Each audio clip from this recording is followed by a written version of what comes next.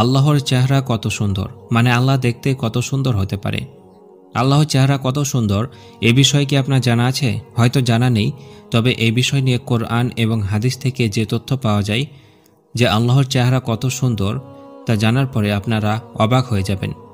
জীবনে একবার হলেও এই বিষয়টি জেনে রাখুন যে আল্লাহর চেহারা কত সুন্দর। আর আজকের এই ভিডিওতে তা বিস্তারিতভাবে আলোচনা করব, দেখতে থাকুন। আল্লাহর চেহারা কত সুন্দর এই সম্পর্কে কোরআন এবং হাদিসের মধ্যে কিছু ইঙ্গিত দেওয়া হয়েছে। প্রথমে আপনাদেরকে আমি একটি বিষয় জানাতে চাই, সেটা হচ্ছে যে আল্লাহ তাআলার চেহারা আছে নাকি নেই। কারণ এই বিষয় নিয়ে ইসলাম ধর্মের মধ্যে দুই রকম মতামত শোনা যায়।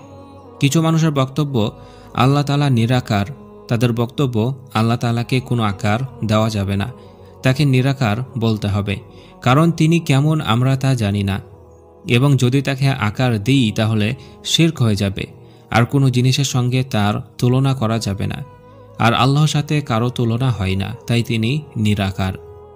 আর কিছু উলামায়ে কেরামদের মতামত হচ্ছে যে আল্লাহ তাআলার আকার আকৃতি আছে, কোরআন থেকে তার প্রমাণ পাওয়া যায়, তাই আমাদেরকে বিশ্বাস রাখতে হবে তিনি নিরাকার নয়, তিনার আকার আকৃতি আছে, তবে কেমন তা আমরা জানি না। তো এতটুকুই আমাদেরকে বিশ্বাস রাখতে হবে। যদি লজিক্যালি ভাবেন তাহলে হবে যে আল্লাহ তাআলার আকার আকৃতি আছে, তার কারণ কিয়ামতের সময় আল্লাহ তাআলা আমাদেরকে দেখা দিবেন, আমরা দেখতে পাব। তো আকার আকৃতি যদি নাই থাকে তাহলে তিনি কি দেখা দিবেন? আর যদি বলেন এখন আকার নেই, তাহলে কি তখন আকার ধারণ করে আমাদেরকে দেখা দিবেন? এরকম প্রশ্ন চলে আসবে। তাই আল্লাহ তাআলার আকার আকৃতি আছে এ কথাই সঠিক, কিন্তু তার আকার আকৃতি কেমন এই সম্পর্কে কেউ জানে না, যে তিনি দেখতে কেমন। তবে আল্লাহ তাআলা তিনি কত সুন্দর এই সম্পর্কে কিছু তথ্য পাওয়া যায়, যেটা ফিউচার বা কিয়ামতের সময়ের দিকে লক্ষ্য রেখে আলোচনা করা যেতে পারে। প্রথমত আপনাদেরকে আমি কোরআনের আয়াত দেখাই যে আল্লাহ তাআলার চেহারা সম্পর্কে কি বলা হয়েছে। কুল্লু শাইইন হালিকুন ইল্লা ওয়াজহা, তার চেহারা বা সত্তা ছাড়া সবকিছুই ধ্বংসশীল। ওয়াবকা ওয়াজহু রব্বিকা যুল জালালি ওয়াল ইকরাম, আর থেকে যাবে শুধু মহামহিম ও মহানুভব তোমার রবের চেহারা। এই দুটি আয়াতে মহান আল্লাহ তাআলার চেহারার কথা বলা হয়েছে। যদিও মুফাসসিরগণ এই দুটি আয়াতের ব্যাখ্যা করেছেন যে চেহারা মানে মহান আল্লাহ তাআলার সত্তাকে বোঝানো হয়েছে। এই দুনিয়াতে মানুষের পক্ষে আল্লাহর সাক্ষাৎ বা তার দেখা পাওয়া সম্ভব নয়। এই জন্য মুসা আলাইহিস সালাম যখন বলেছিলেন ক্বালা রব্বি আরিনি আনজুর ইলাইক, সে বলল হে আমার রব, আপনি আমাকে দেখা দিন, আমি আপনাকে দেখব। ক্বালা লা তারানি, তিনি বললেন তুমি আমাকে কখনো দেখবে না। সূরা আরাফ আয়াত নম্বর 143। তো আল্লাহকে দেখা বা তার চেহারা কেমন সেই সম্পর্কে পৃথিবীর কোনো মানুষ কিছুই জানে না, কারণ পৃথিবীর কোনো মানুষ বা কোনো মাখলুকই আল্লাহ তাআলাকে দেখেনি। তবে ওই দুনিয়াতে যারা জান্নাতি হবে তারা আল্লাহ তাআলাকে দেখতে পাবে। এই সম্পর্কে বলা হয়েছে উজুহু ইয়াউমাইদিন নাযিরা ইলা রাব্বিহা নাযিরা, কিয়ামতের দিন বহু মুখমণ্ডল সজীব ও প্রফুল্ল হবে, তারা নিজ পালনকর্তাকে দেখতে থাকবে। এই সম্পর্কে মহান আল্লাহ তাআলা আরও বলেছেন লাহুম মা ইয়াশাউনা ফিহা ওয়া লাদাইনা মাজিদ, তারা যা চাইবে সেখানে তাদের জন্য তাই থাকবে, এবং আমার কাছে রয়েছে আরও অধিক। এইসব আয়াত থেকে আমরা জানতে পারলাম যে কিয়ামতের দিনে বা আখিরাতে আমরা আল্লাহ তাআলাকে দেখতে পাব। আল্লাহর চেহারা আছে, তিনার সত্তা আছে বলেই আমরা তিনাকে দেখতে পাব। এমন না যে তিনি নিরাকার, আকার আকৃতি কিছুই নেই, এবং কিয়ামতের দিনে তিনি আকার আকৃতি ধারণ করে আমাদেরকে দেখা দিবেন, এরকম নয়। তিনার কোনো না কোনো আকার আকৃতি আছে, অস্তিত্ব আছে, এবং তিনি কেমন সুন্দর সেই সম্পর্কে এবার আমরা হাদিসের দিকে লক্ষ্য করব। নবী সাল্লাল্লাহু আলাইহি ওয়াসাল্লাম বলেছেন জান্নাতীগণ যখন জান্নাতে দাখিল হয়ে যাবে তখন এক আহ্বানকারী ডেকে বলবে আল্লাহর কাছে তোমাদের জন্য আরও ওয়াদা রয়েছে। জান্নাতীরা বলবে তিনি কি আমাদের চেহারা উজ্জ্বল করে দেননি, আমাদেরকে জাহান্নাম থেকে নাজাত দেননি এবং জান্নাতে দাখিল করেননি, তাহলে আর কি চাই? আহ্বানকারী বলবে অবশ্যই। এরপর আল্লাহর দিদারের জন্য পর্দা তুলে দেওয়া হবে।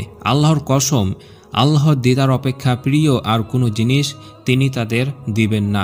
এই হাদিসের দিকে লক্ষ্য দিলে বোঝা যাবে যে আল্লাহ তাআলার দিদারের থেকে আর দামি কোনো জিনিস বা প্রিয় কোনো জিনিস আর কিছু হতে পারে না।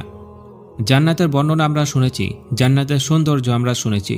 জান্নাত বা আরও যা যা জিনিস আছে সব থেকে বেশি সুন্দর আল্লাহ তাআলা, কারণ মানুষকে এতদিন যা যা দান করা হয়েছে এবং জান্নাতে যা যা দান করা হবে তার থেকেও অনেক অনেক বেশি সুন্দর হবে আল্লাহ তাআলার দিদার।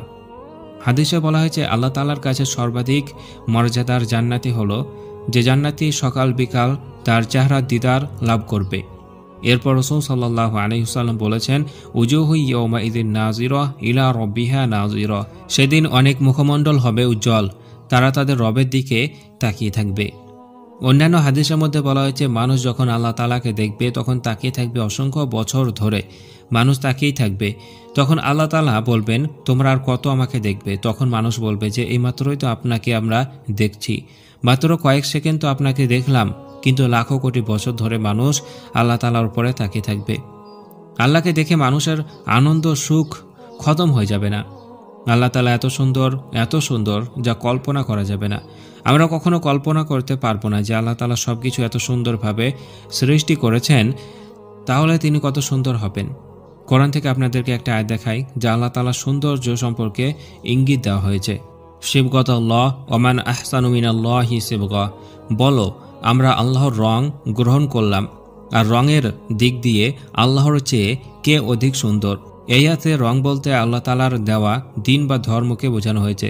তবে আল্লাহ তাআলার সব কিছু সুন্দর, যেমন নাম কত সুন্দর সে সম্পর্কে বলা হয়েছে আল্লাহু লা ইলাহা ইল্লাহু লাহুল আসমাউল হুসনা, আল্লাহ তিনি ছাড়া কোনো সত্য ইলা নেই, সুন্দর নামসমূহ তারই।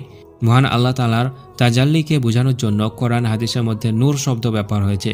এটি এমন একটি শব্দ যে শব্দের ব্যাখ্যায় আমরা দেখতে পাই যে তিনার তাজাল্লি এতই তীক্ষ্ণ যে মুসা আলাইহিস সালাম যখন আল্লাহ তাআলাকে দেখতে গিয়েছিল তখন সবাই বেহুশ হয়ে গেছিল। তো পৃথিবীর চোখে আমরা আল্লাহ তাআলাকে দেখতে পাবো না, দেখা সম্ভব নয়। সবশেষে আপনাদেরকে একটা আয়াত দেখাই, লা তুদরিকুল আবসার ওয়া হুয়া ইউদরিকুল আবসার ওয়া হুয়াল লাতীফুল খবীর, দৃষ্টিশক্তি তাকে আয়ত্ত করতে পারবে না, কিন্তু তিনি দৃষ্টিকে আয়ত্ত করে নেন, তিনি অত্যন্ত সূক্ষ্মদর্শী ও সর্বজ্ঞ। আজকের ভিডিও থেকে আমরা আল্লাহ তাআলার চেহারা কত সুন্দর সে বিষয়ে কোরআন এবং হাদিস কি বলে সেটা জানতে পারলাম। তো মহান আল্লাহ তাআলার চেহারা দেখার ইচ্ছা কার কার আছে কমেন্ট করে জানাবেন। মহান আল্লাহ তাআলাকে আজ পর্যন্ত কেউ দেখতে পায়নি, কিন্তু কিয়ামতের সময় দেখতে পাবো। তো এখন কেন আমরা আল্লাহ তাআলাকে দেখতে পাই না?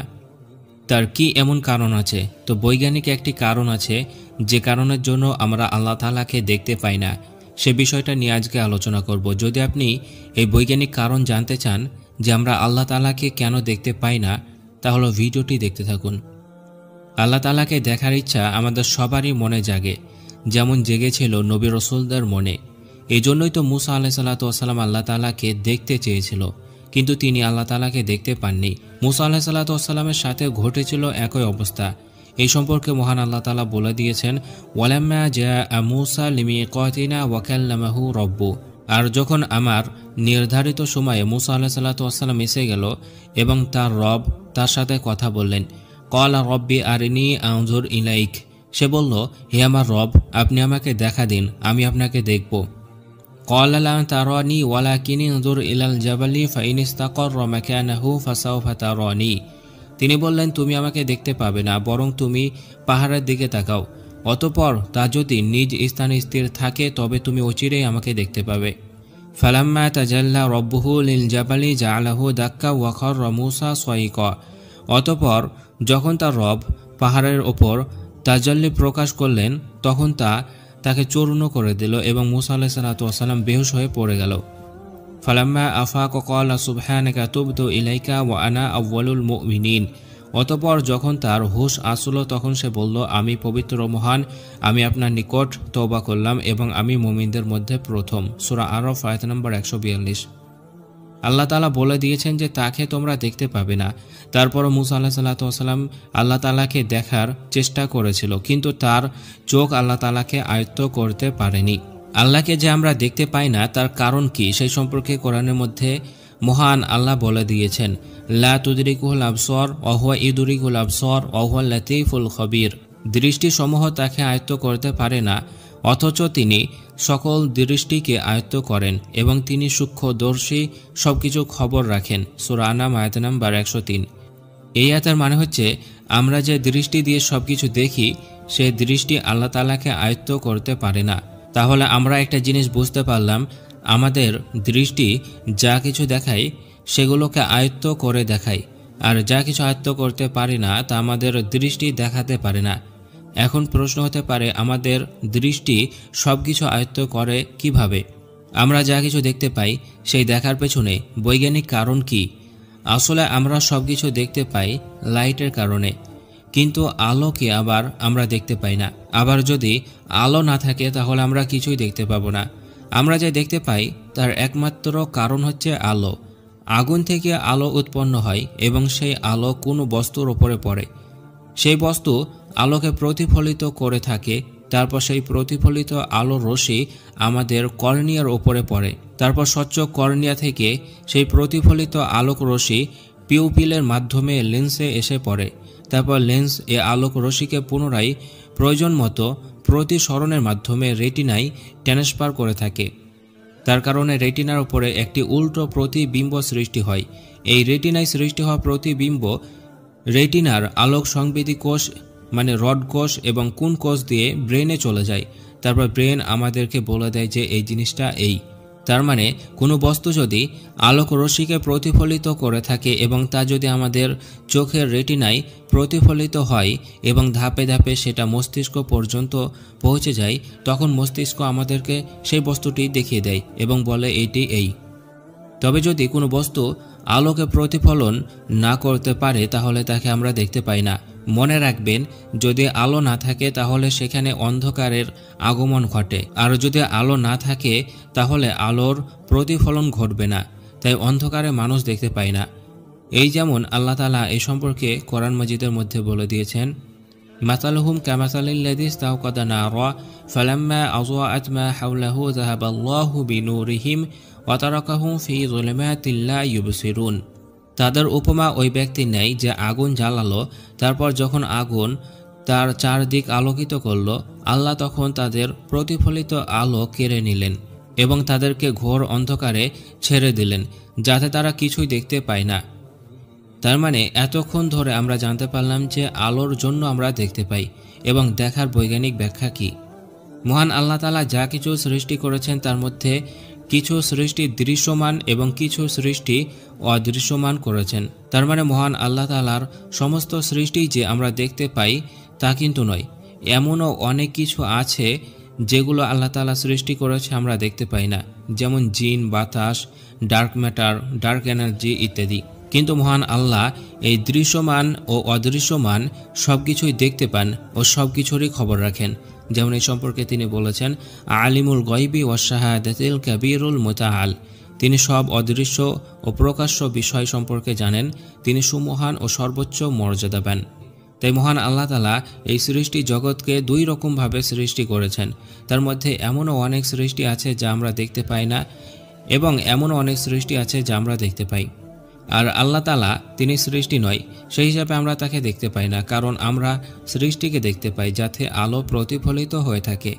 আবার আল্লাহ অদৃশ্য কোনো সত্তাও নয় যে তিনাকে কখনো দেখা যাবে না, এমনও নয়, কারণ আল্লাহ তাআলাকে তো আমরা কিয়ামতে বা জান্নাতে দেখতে পাবো, তাই না? এই সম্পর্কে মহান আল্লাহ তাআলা বলে দিয়েছেন, উজুহু ইয়াওমাইযিন নাযিরাহ ইলা রাব্বিহা নাযিরাহ। সেদিন অনেক মুখমণ্ডল উজ্জ্বল হবে, তারা তাদের রবের দিকে তাকিয়ে থাকবে।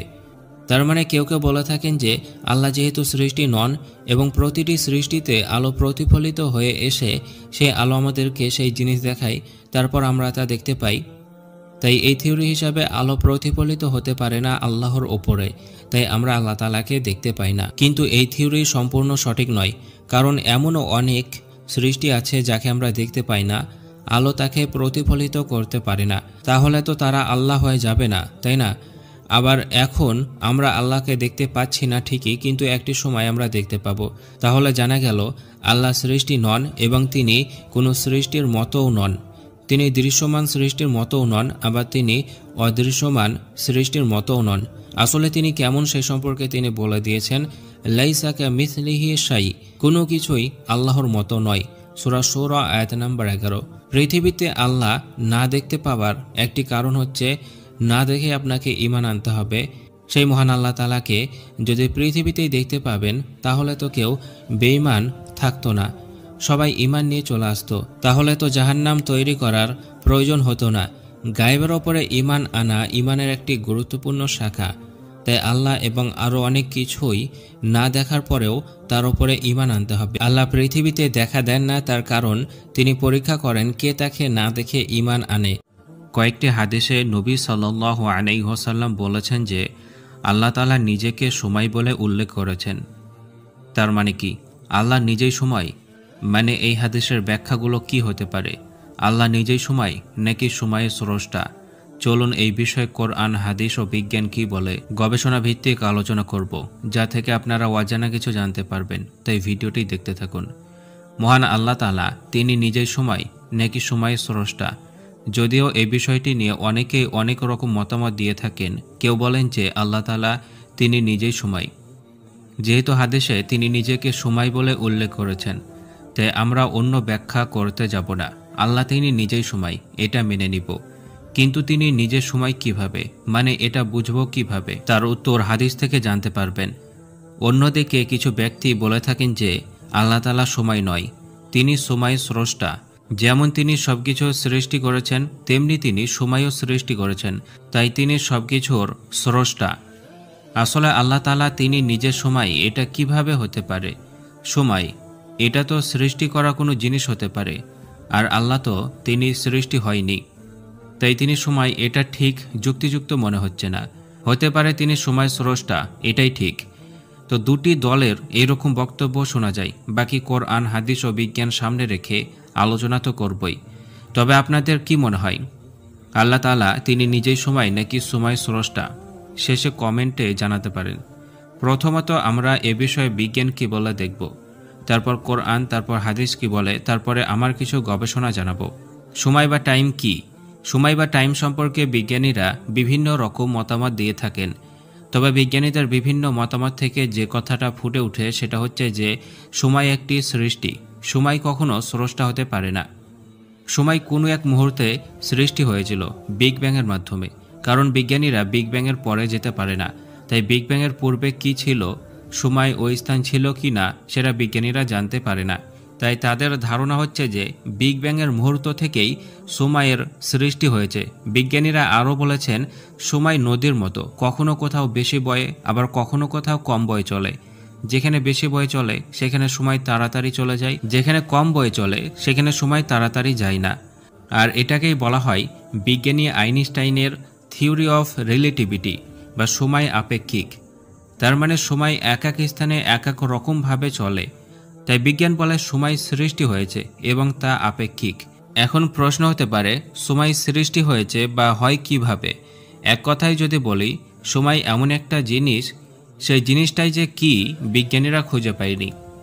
তবে কিছু কারণ ও যুক্তি দিয়ে বুঝিয়েছেন আসলে সময় কিভাবে সৃষ্টি হয়। আমরা জানি আমাদের জীবন ও প্রকৃতিকে নিয়ন্ত্রণ করে সময়। মানুষ সর্বপ্রথম সময়ের ধারণা রাত ও দিনের নিয়মিত আবর্তন থেকে বের করেছেন। পৃথিবীর নিজ অক্ষে একটি পূর্ণ আবর্তন সম্পূর্ণ করতে প্রায় 24 ঘন্টা সময় লাগে, যেটি সূর্য উদিত থেকে সূর্য অস্ত যাওয়া পর্যন্ত ধরা হয়ে থাকে। এই সময়ের মধ্যে পৃথিবীর যে অংশ সূর্যের দিকে থাকে সে অংশে দিন এবং বিপরীত অংশকে রাত বলা হয়। প্রাচীন মানুষ প্রকৃতির এই নিয়মিত পরিবর্তনকে সময় হিসাবে নাম দিয়েছেন। এরপর সূর্য ঘড়ি আবিষ্কার করা হয় এবং তা দিয়ে সময় মাপা শুরু হয়। সেই যন্ত্রের মাধ্যমে একটি দিনকে 24 ঘন্টায় ভাগ করা হয় এবং তারপর ঘন্টাকে মিনিটে ও মিনিটকে সেকেন্ডে ভাগ করা হয়। তারপর সেকেন্ডকে আরও ক্ষুদ্রতম এককে ভাগ করা হয়। এভাবেই জন্ম হয় আধুনিক ঘড়ি। ঘড়ি বলে দিত এখন সময় কত, কিন্তু কোনো ঘড়ি বলতে সক্ষম হয়নি সময় আসলে কি। পদার্থবিজ্ঞানের সময়কে সময় আপেক্ষিক বলে প্রমাণিত করেছে। যেখানে গতি বেশি সেখানে সময় কম, আর যেখানে গতি কম সেখানে সময় বেশি। এই সময় তৈরি হয় সূর্য ও চাঁদের আবর্তনের কারণে। সূর্য উদিত হচ্ছে এবং অস্ত যাচ্ছে, তাতেই তৈরি হচ্ছে সময়। যদি কোনো রকমভাবে সূর্য স্থির হয়ে যায় তাহলে সময় দাঁড়িয়ে যাবে, এবং সময় দাঁড়িয়ে গেলে সব কিছুই থেমে যাবে। মনে হতে পারে সূর্য থেমে গেলে আমরা কেন থেমে যাব, সূর্যের সাথে আমাদের সম্পর্ক কি? কিন্তু যেহেতু সূর্যের কারণে গতি ও তার কারণে সময় আপেক্ষিক তৈরি হয়, তাই হতে পারে সূর্যের সাথে বা আলোর সাথে সময়ের কোনো সম্পর্ক রয়েছে, যা দিয়ে তৈরি হয় সময়। বিজ্ঞান তো এরকমই কিছু ইঙ্গিত দিয়েছেন। যদি কোরআনের দিকে লক্ষ্য করি তাহলে কোরআন সময় সম্পর্কে স্পষ্টভাবে বলে দিয়েছে। প্রথমত মহান আল্লাহ তাআলা একটি আয়াতে সময়ের কসম করে কিছু কথা বলেছেন। ওয়াল আসর, সময়ের শপথ। ইন্নাল ইনসানা লাফি খুসর, অবশ্যই মানুষ ক্ষতির মধ্যে রয়েছে। ইল্লাল্লাযীনা আমানু ওয়া আমিলুস সলিহাতি ওয়া তাওয়াসাউ বিল হাক্কি ওয়া তাওয়াসাউ বিস সবর, তবে তারা নয় যারা সত্য বিশ্বাস করে, সৎ কাজ করে, একে অপরকে সত্যের উপদেশ দেয় এবং একে অপরকে ধৈর্যের উপদেশ দেয়। সময় কি সেটা তো এই আয়াতে বলেনি, তবে সময়ের কাজ সময় করতে হবে, আর তা হচ্ছে আল্লাহর আদেশ সময় মতো পালন করতে হবে, না হলে ক্ষতি আর ক্ষতি। সময় সম্পর্কে বলতে গিয়ে মহান আল্লাহ তাআলা বলেছেন, সময় সূর্য ও চাঁদের আবর্তনের কারণে হয়ে থাকে। এই সূর্য ও চাঁদের কারণে হয়ে থাকে রাত দিন, আর এই রাত ও দিন বয়ে যাবারই নাম হচ্ছে সময়। এই সম্পর্কে মহান আল্লাহ তাআলা বলেছেন, তুরিজুল লাইলা ফিন নাহারি ওয়া তুরিজুন নাহারা ফিল লাইল, আল্লাহ দিনের মধ্যে রাত ও রাতের মধ্যে দিন প্রবেশ করান। মহান আল্লাহ তাআলা আরও বলেছেন, আলাম তারা আন্নাল্লাহা ইউলিজুল লাইলা ফিন নাহারি ওয়া ইউলিজুন নাহারা ফিল লাইলি ওয়া সাখারাশ শামসা ওয়াল কমার কুল্লু ইয়াজরি ইলা আজালি মুসাম্মা, তুমি কি দেখো না যে আল্লাহ রাতকে দিনের মধ্যে ও দিনকে রাতের মধ্যে প্রবেশ করান? তিনি সূর্য ও চাঁদকে নিয়মের অধীন করেছেন, প্রত্যেকটি একটি নির্দিষ্ট সময় পর্যন্ত চলছে। এই আয়াত থেকে জানা যায় সূর্য এবং চাঁদ সময় তৈরির কাজে নিয়োজিত রয়েছে। যখন সূর্য চাঁদ নিঃশেষ হয়ে যাবে তখন সময় আমাদের এই সৌরজগৎ থেকে সমাপ্ত হয়ে যাবে, আর এখানে অন্ধকার ছেয়ে আসবে।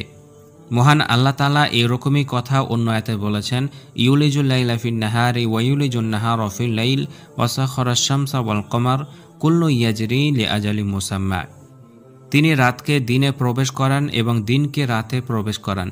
তিনি সূর্য ও চাঁদকে করেছেন নিয়মাধীন, প্রত্যেকে পরিভ্রমণ করে এক নির্দিষ্ট সময় পর্যন্ত। এবং শেষ অংশে বলেছেন, যালিকুমুল্লাহ রব্বুকুম লাহুল মুলক, তিনিই আল্লাহ তোমাদের রব, অধিপত্য তারই। এই আয়াতে সূর্য ও চাঁদকে কাজে নিয়োজিত করেছেন। এ কথা বলার পর তিনি বলেছেন, তিনিই তোমাদের রব, তার মানে তিনি সূর্য ও চাঁদের এবং সময়ের রব, অর্থাৎ এগুলো সবই সৃষ্টি, কেউ স্রষ্টা নয়। কিন্তু কিছু হাদিসে বলা হয়েছে মহান আল্লাহ তাআলা তিনি নিজেই সময়। তার হুবাহু অর্থ যদি করেন তাহলে দেখে মনে হবে মহান আল্লাহ তাআলা তিনি নিজেই সময়। যেমন এই সম্পর্কে নবী সাল্লাল্লাহু আলাইহি ওয়াসাল্লাম বলেছেন, আন আবি হুরায়রা রাদিয়াল্লাহু তাআলা আনহু আনিন নবী সাল্লাল্লাহু আলাইহি ওয়াসাল্লাম قال লা তাসুব্বুদ দাহরা ফা ইন্নাল্লাহা হুয়াদ দাহর। আবু হুরায়রা রাদিয়াল্লাহু তাআলা আনহু থেকে বর্ণিত, নবী সাল্লাল্লাহু আলাইহি ওয়াসাল্লাম বলেন, আল্লাহ বলেছেন, তোমরা সময়কে গালমন্দ করো না, কেননা আল্লাহ তিনিই সময়। অন্য হাদিসে বলা হয়েছে, আবু হুরায়রা রাদিয়াল্লাহু তাআলা আনহু থেকে বর্ণিত যে রাসূলুল্লাহ সাল্লাল্লাহু আলাইহি ওয়াসাল্লাম বলেছেন, তোমাদের কেউ যেন হাই সময়ের ভোগ না বলে, কেননা আল্লাহ তিনিই সময়। এই হাদিসগুলো দেখে মনে হয় মহান আল্লাহ তাআলা তিনি নিজেই সময়। কিন্তু আরও কিছু হাদিস আছে যেগুলোতে এই হাদিসের ভুলটা ভেঙে দিয়েছে। যেমন বলা হয়েছে, মহিয়ান গরিয়ান আল্লাহ তাআলা বলেন, আদম সন্তান সময় ও কালকে গালমন্দ করে, অথচ আমি সময়, আমার হাতেই রাত ও দিন। অন্য হাদিসে বলা হয়েছে আল্লাহ তাআলা বলেছেন, আদম সন্তান আমাকে কষ্ট দেয়, সে সময়কে গালি দেয়, অথচ আমি সময়, রাত ও দিন আমিই বিবর্তিত করে থাকি। আরও বলা হয়েছে, কেননা আমিই তো সময় আর রাত ও দিন আমিই পরিবর্তিত করে থাকি, যখন আমি ইচ্ছা করি তখন তাদের দুটিকে সংকুচিত করে দিই। এই তিনটি হাদিস থেকে জানা যায় মহান আল্লাহ তাআলা সময় স্রষ্টা ও তার পরিবর্তনকারী, তাকে ছোট করে দেয় আবার বড় করে দেয়। আর সেটা হচ্ছে ঋতুর পরিবর্তন, কখনো দিন ছোট হয় আবার কখনো দিন বড় হয়। আর সময়কে গালি দিলে আল্লাহ তাআলা কেন কষ্ট পায় তার উত্তর এবং এই নিয়ে আরও কিছু গবেষণা অন্য কোনো দিন জানাবো। কিন্তু অনেক গবেষণার পরে আমি জানতে পারলাম যে মহান আল্লাহ তাআলা তিনি সময়ের স্রষ্টা, তিনি নিজে সময় নয়।